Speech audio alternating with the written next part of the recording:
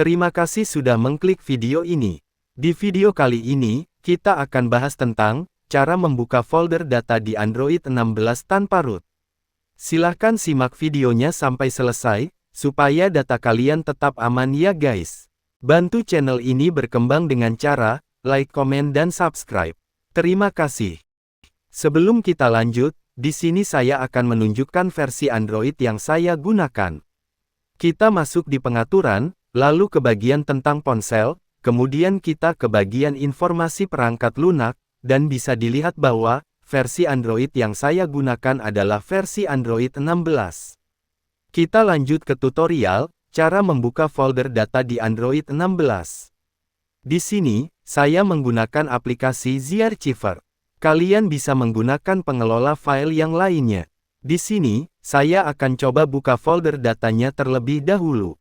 Kita masuk di penyimpanan telepon, lalu folder Android, lalu folder data, kemudian saya contohkan salah satu folder yaitu COM, Software, Android, Musik Studio 3.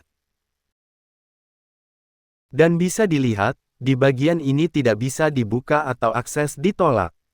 Dan di sini, kita akan memberitahukan cara agar file yang ada di folder data, bisa kita buka. Kita masuk lagi di penyimpanan, atau ZArchiver, lalu folder Android, lalu folder data.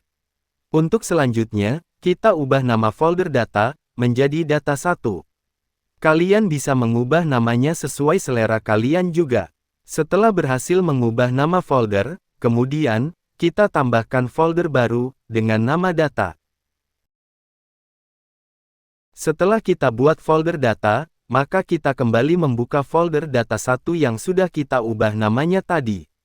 Dan kita coba buka folder COM, Software, Android, Musik Studio 3. Bisa dilihat bahwa kita bisa mengakses folder data tersebut, tanpa tulisan akses ditolak. Setelah kalian selesai memodifikasi folder data yang ingin kalian ubah, silahkan dihapus folder data yang sudah kita buat tadi. Lalu, ubah folder data 1 menjadi data saja.